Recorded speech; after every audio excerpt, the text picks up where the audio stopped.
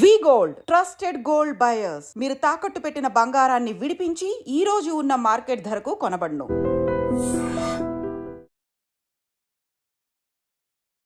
Hi, hello, నమస్తే, welcome back to iDream media. ఈరోజు మనతో ఉన్నారు సీనియర్ ఫైనాన్షియల్ ప్రొఫెషనల్ అయిన గిరిబాబు గారు. సో చాలామందికి ఇన్వెస్ట్మెంట్ చాలా ఇంపార్టెంట్ అని చెప్పేసి మనం ఎన్నో ఎపిసోడ్ చేస్తున్నాం. అయితే కొంతమంది కామెంట్ సెక్షన్లో కూడా అడుగుతున్నారు, సార్ మాకు ఈఎంఐలు ఉన్నాయి, అవి కట్టడానికి డబ్బులు సరిపోవట్లేదు, మరి ఇన్వెస్ట్ చేయాలంటున్నారు, ఇన్వెస్ట్ చేస్తేనే ఫ్యూచర్ ఉంటుంది అంటున్నారు అని చెప్పేసి. సో అప్పులు ఉన్నప్పుడు ఇన్వెస్ట్ చేయడం ఎంతవరకు కరెక్ట్?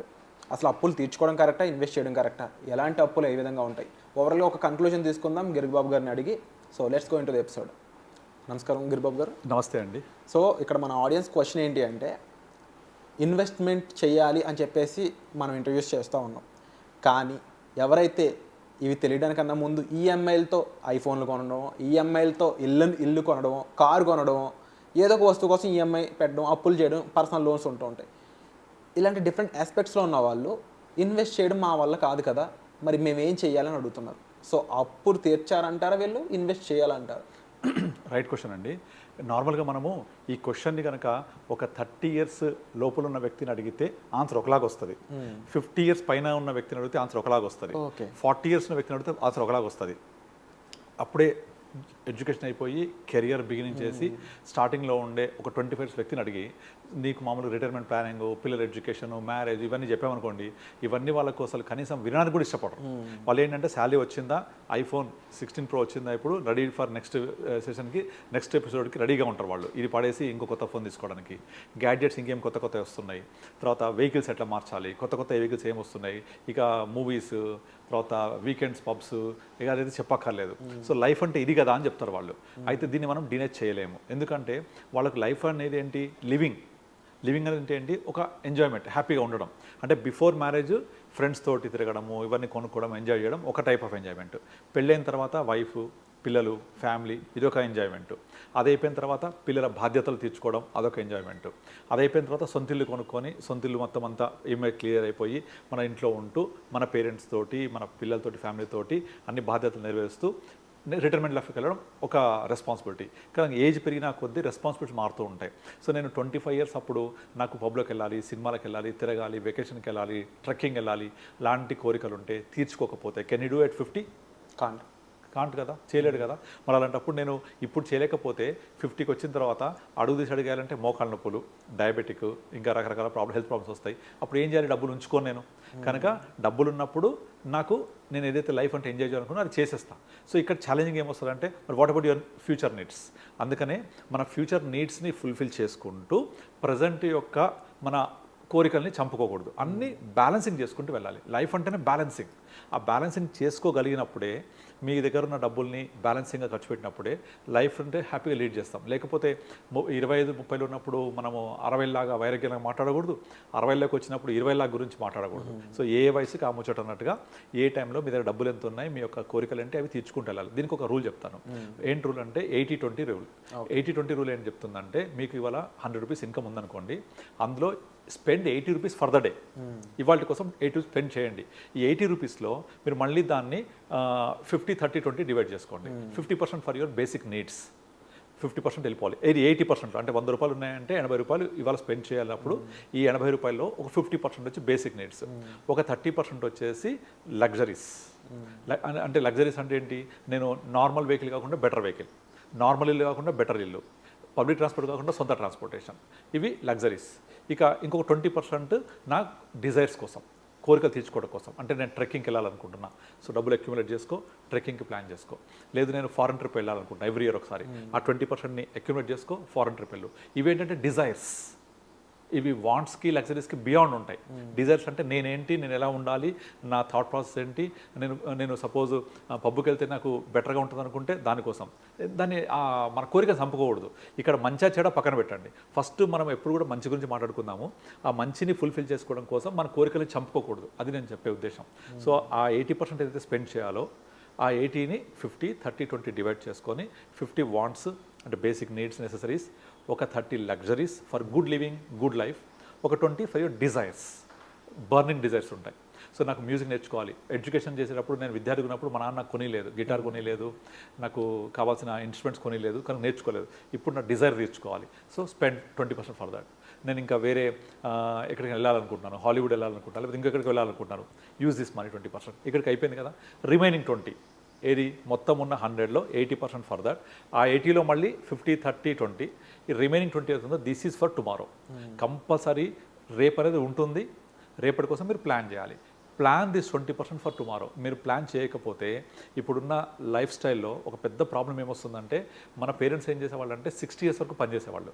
మన పేరెంట్స్కి రిటైర్మెంట్ లైఫ్ ఎంత? 60.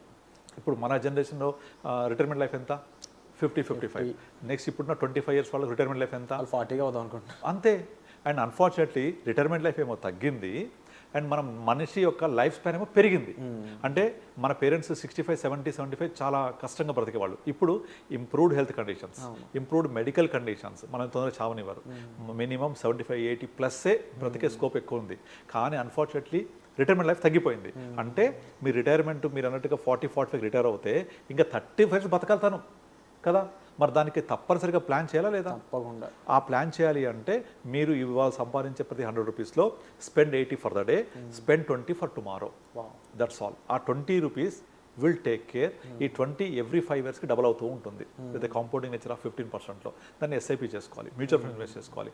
అలా మనం ఇంక్రీజ్ చేసుకుంటూ ఆ 20%ని మనం ఫ్యూచర్ గోల్ చేసుకొని, మన ఫ్యూచర్ ఎప్పుడు 40-45కి రిటైర్ అవుతానంటే అప్పటికి హీన పక్షంలో మన కార్పస్ ఒక 4-5 కోట్లు ఉండాలి. దాంట్లో నుంచి సిస్టమేటిక్ విడ్రాల్ ప్లాన్ ద్వారా కొంత విడ్రా చేసుకుంటూ పోవాలి. అలా చేసుకుంటూ పోయి మన కార్పస్ తగ్గకూడదు మళ్ళీ. కనుక ఇనీషియల్ పీరియడ్స్లో తక్కువ చేసుకొని అరౌండ్ 4%, 5% విడ్రా చేసుకొని నెమ్మదిగా కార్పస్ పెరుగుతూ ఉంటే మన విడ్రాల్ పర్సెంటేజ్ పెంచుకోవాలి. 6%, 7%, 8% అలా పెంచుకుంటూ మనం దీన్ని రాబోయే నెక్స్ట్ 8 years దాకా మేనేజ్ చేసుకోవాలి. అంత ఈజీ కాదు. సో చాలా జాగ్రత్తగా ప్లాన్ చేసుకోవాలి. ఇక్కడ ఒక ప్రాక్టికల్ ఎక్స్పీరియన్సెస్ నేను చూశాను సార్. విత్ ప్రొఫెషనల్తో వెళ్ళినప్పుడు ఏ విధంగా ఉంటుంది, వితౌట్ ప్రొఫెషనల్ సెల్ఫ్ అంటే మ్యూచువల్ ఫండ్స్లో కూడా ఉంది డైరెక్ట్ ఇన్వెస్టింగ్, రెగ్యులర్ ఇన్వెస్టింగ్ అనేది. దానికోసం చెప్తారా?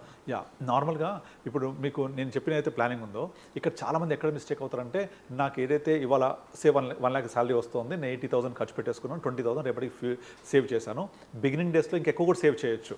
వన్స్ మ్యారేజ్ అయిన తర్వాత రెస్పాన్సిబిలిటీస్ పెరుగుతాయి కాబట్టి అప్పుడు ఆ 20% కూడా చేయడం కష్టమైపోద్ది. కనుక ఇనీషియల్గా maybe you can increase up to 20, 25, 30, 40, 50 కూడా వెళ్ళొచ్చు. Okay, for saving purpose. పోను మన రెస్పాన్సిబిలిటీ పెరిగినప్పుడు, మెంబర్స్ పెరిగినప్పుడు, నేను సింగిల్, తర్వాత వైఫ్ వస్తుంది, పిల్లలు వస్తారు, పేరెంట్స్ రెస్పాన్సిబిలిటీస్ ఉంటాయి, ఇవన్నీ పెరిగినప్పుడు మీరు స్పెండ్ చేయడం తగ్గించుకోవాల్సి వస్తుంది. కనుక ముందు నుంచి ఎక్కువ చేసుకుంటూ వెళ్ళినప్పుడు దీని మొత్తాన్ని నేను ఎప్పటివరకు చేయాలి, ఎంత జనరేట్ చేయాలి, ఏ రేట్ ఆఫ్ రిటర్న్లో జనరేట్ చేయాలి, మార్కెట్ సిచ్యువేషన్ ఏంటి, ఇది ఎలాంటి ఫండ్ సెలెక్ట్ చేయాలి. నార్మల్గా ఏం చేస్తారు, డైరెక్ట్గా వెళ్ళేవాళ్ళు వాళ్ళు చేయగలిగేది కేవలం పాస్ట్ పర్ఫార్మెన్స్ ఒకటే. ఆ పాస్ట్ పర్ఫార్మెన్స్ చూసి పాస్ట్లో ఏమైతే పర్ఫామ్ చేసావో పెట్టేస్తారు. అవన్నీ ఏమైతే తెలిసిన తర్వాత మళ్ళీ విన్నర్స్ రొటేట్ అవుతూ ఉంటాయి. గత 2 yearsలో పెరిగిన ఫండ్ మళ్ళీ పెరగదు, మొత్తం కిందికి వస్తుంది. అరే పెరగట్లేదు, ఆ ఫండ్ పెరిగిందని మళ్ళీ ఇది అమ్మి అది తీసుకుంటారు, అదమ్మి ఇది తీసుకుంటారు, ఎప్పటికీ వెల్త్ క్రియేట్ చేయలేరు. అట్లా కాకుండా మన గోల్ ఏంటి, నీడ్ ఏంటి, రిక్వైర్మెంట్ ఏంటి, ఏ టైం లోపల మనకు ఎంత కార్పస్ కావాలి, ఈ కార్పస్ పెరుగుతూ ఉండాలి, మనకు సిస్టమేటిక్ విడ్రాల్ ద్వారా అప్పటికి సరిపడా అమౌంట్ వస్తూ ఉండాలి. ఇది మీరు 45కి రాగానే ఇమీడియట్గా 9% కావాలని పెట్టుకుంటే మీ కార్పస్ పెరగదు, చాలా కష్టం పెరగడం. కనుక ఇనిషియల్ పీరియడ్లో తక్కువ ఉండాలి, మీ కార్పస్ పెరుగుతున్న కొద్దీ మీ పర్సంటేజ్ పెంచుకుంటూ ఉండాలి. అప్పుడు కార్పస్ పెరుగుద్ది, పర్సంటేజ్ పెరగడం వల్ల మీకు ఇనీషియల్గా 45లో ఒక 5 crores మీద 2 lakhs, 2.5 lakh వస్తే అదే 5 crores పెరిగి నెక్స్ట్ అంతా పోను మీకు 3 lakhs, 4 lakhs per month, 5 lakhs per month అలా పెరుగుతూ ఉంటాయి. ఇవన్నీ చేయాలి అంటే అంత ఈజీ కాదు. ఇంకోటి ఏంటంటే చాలామంది ఒక ఫండ్ సెలెక్ట్ చేసుకొని పెట్టేస్తారు, అది అట్లా చేయొద్దు. మనం ఏం చేయాలంటే ఒక బేసిక్ ఫండ్ పెట్టుకొని దాన్ని గ్రో చేస్తూ ఉండాలి. దాన్ని ఏదైతే జనరేట్ అవుతుందో ప్రాఫిట్స్ దాన్ని పక్కన ఇంకొక బకెట్లో మూవ్ చేసుకోవాలి. కన్జర్వేటివ్ హైబ్రిడ్ ఫండ్స్, అక్కడ నుంచి ఎస్డబ్ల్యూపీ పెట్టుకోవాలి. ఇది ఎస్డబ్ల్యూపీ పెరెనియల్ లాగా వస్తుండాలి, నిరంతర ప్రవాహం లాగా. మన బేసిక్ కార్పస్ ఏదైతుందో అది పెరుగుతూ ఉండాలి. ఎవ్రీ ఇయర్ పెరిగినట్టుగా కొంచెం తీసి మనము సెకండ్ ఒక బకెట్ క్రియేట్ చేసుకొని దాని ద్వారా వెళ్తూ ఉండాలి. ఇవన్నీ చేయాలి అంటే డెఫినెట్లీ నాలెడ్జ్ ఉండాలి, డెఫినెట్లీ ఐడియా ఉండాలి. ఏదో ఊరికే గూగుల్ని అడిగి 4 ఫండ్స్ చూసుకొని చేసే బదులు మీరు ప్రాసెస్ ఎలా చేయాలి ఇదంతా ఒక అడ్వైస్ ద్వారా వెళ్తే డెఫినెట్లీ మీకు ఎక్స్పెన్స్ రేషియో పోయి ఆ 0.5, 0.6% కంటే 2-3% ఎక్స్ట్రా రిటర్న్ జనరేట్ అవుతుంది. ఎందుకంటే Sensex journey from 3,000 to 80,000 is one part, from 80,000 Sensex to next 2 lakhs 3 lakhs వెళ్తుంది సెన్సెక్స్ రాబోయే 10-15 yearsలో. అది డిఫరెంట్ ఉంటుంది, ఎందుకంటే వొలటాలిటీ చాలా ఎక్కువ చూస్తాం మనం ఇక్కడ నుంచి. ఆ వొలటాలిటీని అర్థం చేసుకోవాలి. మీరు చూసాక లాస్ట్ 6 months ఫాల్లో ఎంతమంది డైరెక్ట్ ఇన్వెస్టర్స్ వెళ్ళిపోయారు, ఎన్ని సిప్పులు పాజ్ చేసేసారు, వెనక్కి వెళ్ళిపోయినాయి. యాక్చువల్గా నెట్ సిప్ రేట్ కూడా నెగిటివ్ అయిపోయింది, నెట్ నెగిటివ్ అనేది విచిత్రం. ఇది యాక్చువల్గా అంటే రిజిస్టర్ అవుతున్న సిప్పుల కంటే క్యాన్సిల్ అవుతున్న ఎక్కువ ఉన్నాయి. అంత ముందు వరకు పెడుతూ పోయారు. యాక్చువల్గా ఏం చేయాలి, మార్కెట్ తగ్గుతున్నప్పుడు ఏం చేయాలి అని ఎవరు గైడ్ చేయడానికి లేరు. సో అలాంటి బేసిక్ థింగ్స్ మిస్ అయిపోతారు.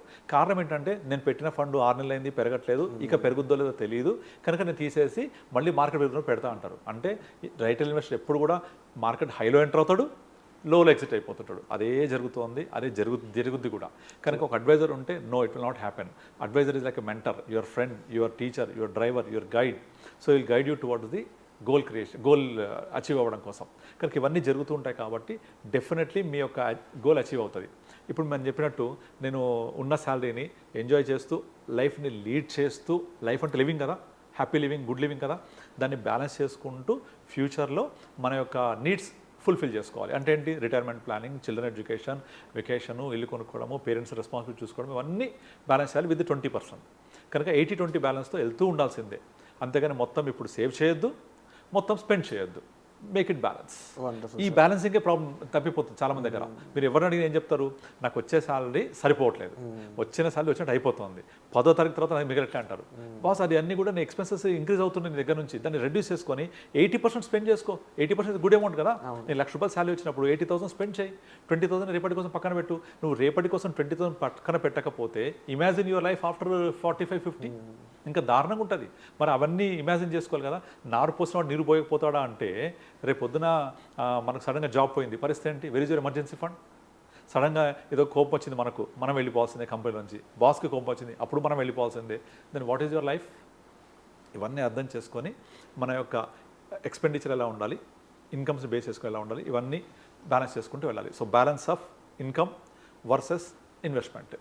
Wonderful information sir. And definitely చాలా ఇన్ఫర్మేషన్ షేర్ చేసుకున్నారు గిరిబాబు గారు. ముఖ్యంగా ఇన్వెస్ట్మెంట్ విషయంలోకి వెళ్తే మీరు ఇంకా ఎన్నో విషయాలు తెలుసుకోవాల్సిందండి. ఒక రైట్ ప్రొఫెషనల్ ద్వారా ఇన్వెస్ట్ చేసినట్లయితే అసలు ఎలాంటి ఫండ్లో ఎలాంటి ఇన్వెస్ట్మెంట్ ఎక్స్పెక్ట్ చేయొచ్చు, ఎంత టైంలో ఎక్స్పెక్ట్ చేయొచ్చు, ఎంత కాలం పెట్టాలి, ఎలా పెట్టాలి, ఎంత అండ్ మీ శాలరీని ఏ విధంగా యూటిలైజ్ చేసుకోవాలి, ఇలాంటి ఎన్నో పాయింట్స్ ఉంటూ ఉంటాయి. వీటన్నిటి కోసం మీరు డైరెక్ట్గా సార్ని కలవచ్చు. దానికి సంబంధించిన నెంబర్స్ అయితే డిస్ప్లే అవుతున్నాయి. ఆ నెంబర్స్ కాల్ చేసి సార్తో పర్సనల్ అపాయింట్మెంట్ అనేది బుక్ చేసుకోవచ్చు. ఇక అది పక్కన పెడితే ఈ ఎపిసోడ్ మీకు ఎలా అనిపించిందో తప్పకుండా కామెంట్ సెక్షన్లో మెన్షన్ చేయండి. వచ్చే ఎపిసోడ్లో మళ్ళీ కలుద్దామండి. Thank you so much. Thank you అండి.